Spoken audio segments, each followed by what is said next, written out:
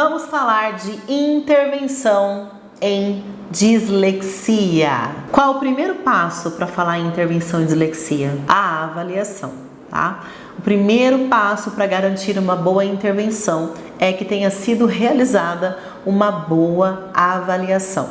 E o que é uma boa avaliação? Uma avaliação das habilidades preditoras da alfabetização e demais habilidades que vão levantando suspeita aí no decorrer dessa primeira avaliação das habilidades preditoras da alfabetização. Se você quiser entender um pouco mais sobre a avaliação para suspeita de dislexia, para suspeita de outros transtornos da aprendizagem, nós temos vídeo no canal falando sobre isso, sobre o passo a passo da anamnese, sobre o passo a passo da avaliação, inclusive convidando vocês para estudar com a gente. Tem link aqui embaixo dos nossos cursos, é só você entrar e aproveitar, que você não vai se arrepender e vai sair sabendo tudo, porque a gente conta em detalhes.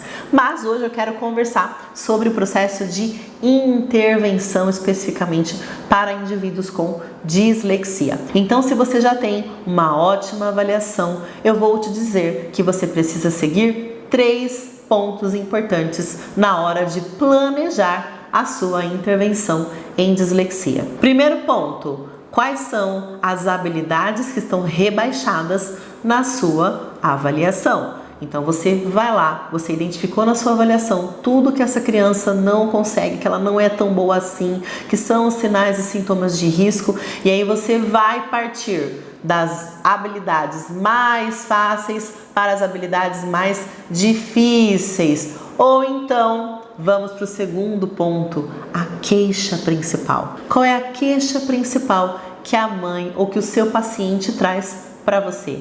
Ah, eu não consigo entender a leitura? Ah, eu não consigo ler fluentemente? Ah, eu estou trocando as letras na hora de escrever e na hora de ler? Qual é a queixa principal? E aí, a partir da queixa principal, eu vou começar a pensar: quais são as habilidades que eu preciso desenvolver antes de conseguir não trocar mais nenhuma letrinha na hora de ler? Qual habilidade eu preciso desenvolver antes de conseguir ser fluente na leitura? Quais são as habilidades que eu preciso desenvolver antes de ser capaz de interpretar o texto que eu estou lendo? E aí eu volto lá no primeiro ponto, olhando para as habilidades que o meu paciente tem em rebaixamento e vejo quais são aquelas que estão conversando com a queixa, ou seja, qual daquelas habilidades eu preciso trabalhar primeiro para resolver o quanto antes a queixa principal do meu paciente. E o terceiro ponto que eu quero discutir com vocês é partir daquilo que o meu paciente já consegue. Então vamos supor que eu tenho um paciente com suspeita ou com dislexia do subtipo fonológico e ele não consegue rimar, mas ele consegue aliterar. Então eu vou começar a trabalhar a literação com o meu paciente. Depois que eu lembrei ele sobre a literação que ele já consegue fazer, eu vou entrar com o quê? Com sons finais. Então, palavras que terminam com a mesma sílaba. Palavras que terminam com a mesma vogal, com o mesmo som. Então, por exemplo, chapéu, pastel, o último som é U, apesar de serem letras diferentes. Lembrar, gente, que a gente sempre tem que trabalhar primeiro na linguagem oral, para depois a gente levar isso para a escrita, tá? Para que a criança possa dominar essas habilidades de consciência fonológica. Então ele entende que a literação, a gente trabalhou o finalzinho das palavras, então agora eu posso trabalhar o quê? Sílaba tônica.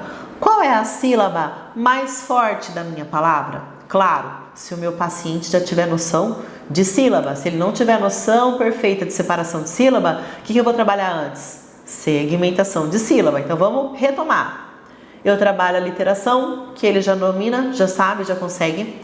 Trabalho último som ou última sílaba. Trabalho segmentação de sílaba. E depois eu vou trabalhar o quê? Vamos identificar qual é a sílaba mais forte da minha palavra. Mas Dani, por que eu vou trabalhar a sílaba tônica se eu estou buscando rima? Porque a rima é da vogal tônica para o final. Então as palavras que rimam, elas têm o mesmo som, da vogal tônica pro final. Então, se a minha criança estiver identificando qual é a sílaba tônica, qual é a sílaba mais forte da palavra, as chances dela conseguir rimar são maiores. Então, depois que ela entendeu a literação, entendeu sons finais iguais, entendeu quais são as sílabas da palavra, entendeu qual é a sílaba mais forte da palavra, então eu passo a trabalhar com ela de fato a rima. Isso é uma maneira de construir. Vai dar certo?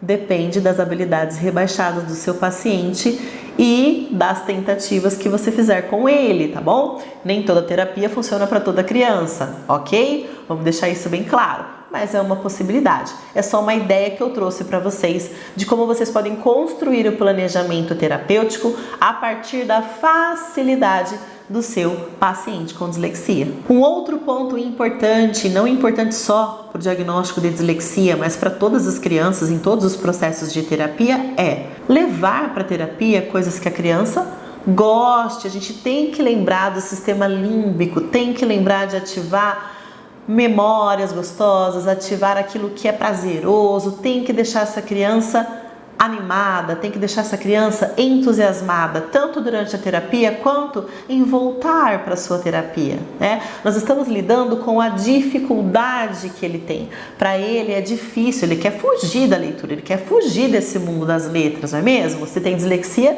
ele quer sair correndo. E como é que a gente faz para isso tudo ser mais gostoso? Então a terapia precisa ser deliciosa. E se nós estamos falando de dislexia, nós estamos falando de subtipos de dislexia também. Então, saber o subtipo da dislexia do seu paciente faz toda a diferença, tanto no seu tratamento quanto na orientação escolar que você vai dar para essa criança, né? Para esse professor, para esse coordenador, porque vai mudar. Então, se eu tenho uma criança com dislexia fonológica, eu vou focar mais em processamento fonológico. Se eu tenho uma criança com dislexia visual, eu vou focar mais nas habilidades percepto-visomotoras que estão alteradas na avaliação dessa criança.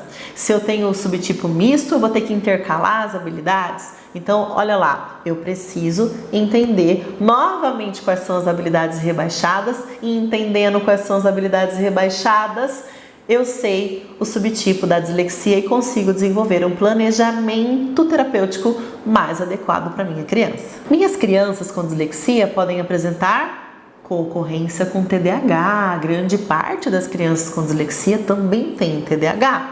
Então, talvez eu tenha que desenvolver também um trabalho voltado para as funções executivas em conjunto com as habilidades rebaixadas do diagnóstico da dislexia. E lembrando que cada diagnóstico tem a sua individualidade, eu posso estar lidando com uma criança que tem uma equipe multidisciplinar, ela não está sendo atendida só por mim. Então eu preciso me reunir com essa equipe para que a gente possa desenvolver um trabalho em conjunto para facilitar e acelerar o processo do desenvolvimento e da melhora da minha criança em terapia. Então, mais um ponto importante para que a terapia da dislexia dê certo é o bom trabalho em conjunto. Vamos dividir aí essa luta, vamos compartilhar direitinho para a gente facilitar o dia a dia e o desempenho acadêmico das nossas crianças. E se você gostou desse vídeo, se você quer mais informações sobre avaliação, sobre intervenção, sobre os transtornos da aprendizagem, sobre as dificuldades de aprendizagem, deixa o seu comentário, deixa a sua dúvida e não se esquece de se inscrever no nosso canal, de ativar o sininho, porque toda semana tem vídeo novo e a gente costuma responder aos desejos de vocês, fazendo os vídeos que vocês mais pedem pra gente. Até lá!